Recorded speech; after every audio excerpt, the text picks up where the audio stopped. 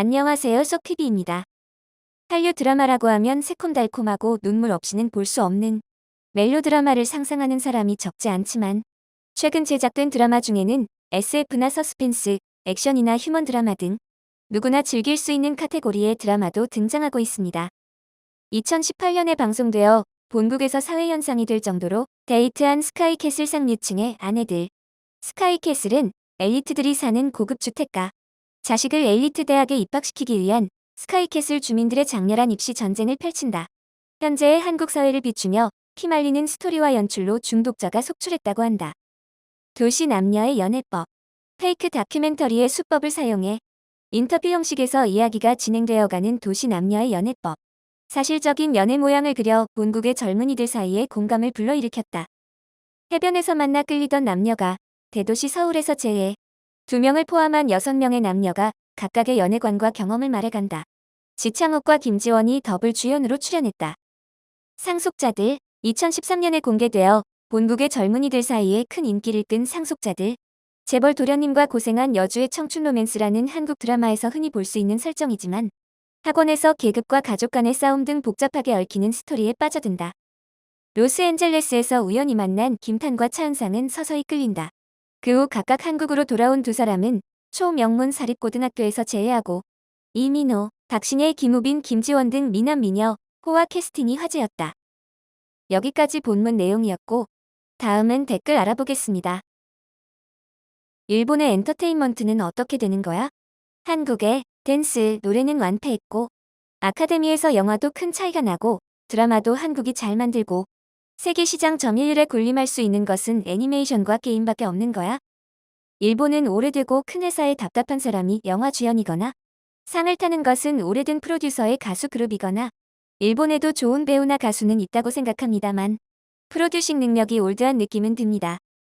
그 믿음직한 애니메이션도 하청으로 한중에 일을 준 탓에 일본만큼은 아니지만 그들 나라의 퀄리티는 최근 점점 높아지고 있다. 그리고 지금의 이 구도는 90년대 후반의 가전이라든가 엔터테인먼트라든가에 관한 일본과 한국의 구도와 같은 거죠. 즉 앞으로 10년 정도 지나면 애니메이션 분야도 한국에 뒤처질 거라고 생각합니다. 또 그 무렵에는 지금 한국의 우수 분야가 중국이나 다른 동남아시아의 나라를 삼켜버릴 가능성이 높아질 테고 이길 수 있는 것이 아무것도 없다는 것이 확실해집니다. 세계적으로도 팝과 드라마는 압도적으로 한국이 일본에 앞서 있어요. 유학생을 상대로 수업을 하고 있습니다만 유럽 나라 아이들도 자기 나라에서는 한국의 엔터테인먼트가 훨씬 인기가 있어 일본 팬이라면 주눅이 들 게 당연하다고 말했다. 미묘하게 수긍이 되더라고요. BTS 라이브 같은 거 볼 수 있는 게 일본은 없으니까 입덕을 할 수가 없고 드라마도 해외 송출이 일본은 거의 없대요. 일본의 엔터테인먼트와 한국의 엔터테인먼트의 차이는 여러 가지가 있는데 그중 제일은 국가의 백업이 아닐까? 일본은 노터치지만 한국은 거국적으로 케이팝을 밀고 있기 때문에 지금 상황이 된 것 같다. 연예기획사와 언론이 재능 있는 일본인을 키우지 못해서 모두 해외로 나가버린다. 한국 안 좋아해서 멋대로 바보 취급했지만 친구가 추천해준 마이디어 미스터 보니까 너무 재미있더라고요. 그 다음부터 한국 드라마에 푹 빠져 있습니다. 뭐니뭐니 해도 배우분들이 연기를 잘해서 드라마에 몰입할 수 있었어요. 요즘 일본 드라마는 아이돌이나 배우들의 연기를 보고 있을 수가 없어서 항상 첫 회만 흘끗 보고 지워버렸죠. 일본은 더욱 분발해 주셨으면 합니다. 마이디어 미스터 완전 좋죠. 형제애나 가족애로 많이 울어요. 주인공을 둘러싼 형제나 친구를 연기하는 배우의 연기 능력. 스카이캐슬도 어른들뿐만 아니라 아이들의 연기도 놀랍습니다. 저도 한국 드라마는 전혀 흥미 없었는데 친구가 권해서 사랑에 불시착에 들어가면서 마이디어 미스터도 푹 빠졌어요. 이후 일본 드라마는 볼 수 없게 되었습니다. 아역도 참 잘하시네요. 좋죠. 마이디어 미스터는 전체가 어둡고 희망이 없는 가운데 최종화는 계속 울었습니다. 스카이캐슬도 재미있지만 동백꽃 필 무렵이라든가 형무소의 룰북과 같은 찌릿찌릿한 드라마가 좋아요. 상속자는 탈락했습니다. 드라마 중 마이디어 미스터 이상의 재미있는 작품을 찾지 못했어요. 한국 드라마 많이 봤는데 넘버원 드라마예요. 마이디어 미스터는 시작이 어두워서 3번이나 1회 도중에 좌절. 친구로부터 꼭 보라는 권유를 받아서 다시 봤더니 그땐 너무 좋았어요. 지금은 주역인 아이유의 노래도 자주 듣고 있습니다. 저도 한국은 별로. 그런데 한국 드라마 이태원 클래스를 보고 푹 빠졌습니다. 흔히 있는 엇갈리는 일이 자주 일어나는데 그 점이 또 재미있기도 했어요. 요즘 일본 드라마는 한자와 나오키 이외에는 빠져서 본 적이 없어요. 상속자는 재미있었다. 역시 이태원 클래스와 빈센조는 최고. 연기력이 일본과는 비교가 안 될 정도로 능숙하다. 한국 영화는 최근에 보기 시작했지만 이제 일본 드라마는 볼 수 없게 됐어.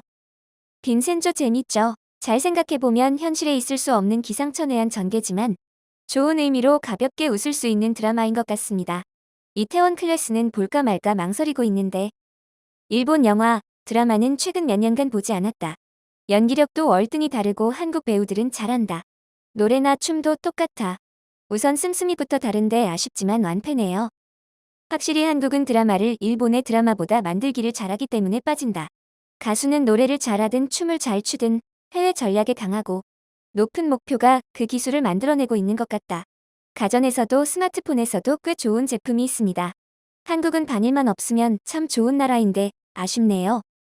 일본도 그렇지만 한국 사람도 한 사람 한 사람 생각이 다릅니다. 모두가 일본을 싫어하지는 않아요. 혐한, 반일, 어느 쪽이 나빠? 한국 드라마라고 하찮게 생각했던 적도 있었지만 무심코 한국 드라마를 봤더니 일본 드라마가 부족하고 시시하게 느껴져 전혀 보지 않고 유료여도 한국 드라마를 보고 있어요.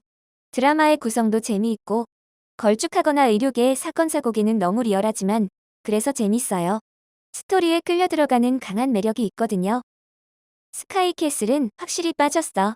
한국은 학력사회와 부패의 나라라는 이미지였는데 이런 작품을 만드는 사람도 있구나 하고 다시 보았다. 등장인물 각각의 배역이 완벽해서 다음 방영을 기다리지 못하고 DVD를 빌려 볼 정도. 일본 드라마처럼 내용이 흐물흐물하면서 끝나는 것이 아니라 깔끔하게 끝내는 것도 역시였습니다. 스카이캐슬은 보기 시작하면 안 끊기고 보게 돼요. 이상한 감각의 부유층 사람들이 나와서 막 하는데 눈을 뗄 수가 없어. 하지만 후반은 역시나 뭔가 처진 느낌도 들지만 재미있었다. 도시 남녀의 연애법은 김지원 양이 가장 예쁘게 나오는 드라마인 것 같은데 그다지 재미있지는 않았다. 다른 건 안 봤지만 넷플릭스를 파헤치면 재미있는 한국 드라마는 널브러져 있을 거야. 스카이캐슬이 바로 좋은 예이지만 단지 웃을 수 있거나 서스펜스로 두근거리는 것이 아니라 전체를 통해서 확실한 메시지와 각본의 레벨이 매우 높다. 일본도 훌륭한 문학, 엔터테인먼트 소설이 넘쳐나는데 왜 드라마 각본은 저렇게 수준이 낮은 것일까? 아마 첫 번째는 기획 때문이겠죠. 키무타쿠와 니노미야 카즈야가 먼저 있으니까 저렇게 빈털터리 영화가 완성된다. 한국은 대본이 먼저 되고 좋은 건 인류 배우에게 먼저 돌아온다. 현빈은 결말이 나면 차분히 몇 편의 각본을 읽고 어떤 것에 출연할지 결정한다고 했다. 기자회견에서 스테디셀러 질문은 왜 이 작품을 선택했습니까로 된다. 그래서 배우는 자세하게 각본에 어디가 좋았는지에 대해 이야기할 수 있다. 일본과는 시작부터 달라. 일본은 배우, 감독, 각본 모두 열정을 내지 않을 정도로 시시한 레벨. 일본인에게만 통하는 것이 아니라 일본인이 봐도 전혀 재밌지가 않아. 넷플릭스에 검찰 측 죄인이 들어와서 봤더니 키무타쿠의 대사는 부스스에서 아무 소리도 들리지 않았다. 각본은 뭘 말하고 싶은지 전혀 모르겠어. 그렇게 화제여서 조금은 재미있을 줄 알았는데 아마존 프라임 평가를 보니 별 하나가 제일 많아서 웃어버렸다. 다 일본인의 평가야. 일본에서 가장 유명한 배우를 2명이나 쓰고 하라다 마사토였나? 유명한 감독이 만들고 매일매일 선전하는 강추 영화가 이제 일본의 엔터테인먼트는 땅에 떨어졌구나 라고 생각했다. 일요일 오후 시간을 허비했네. 이번 영상은 여기까지입니다. 시청해주셔서 감사합니다. 구독과 좋아요 부탁드려요. 썩TV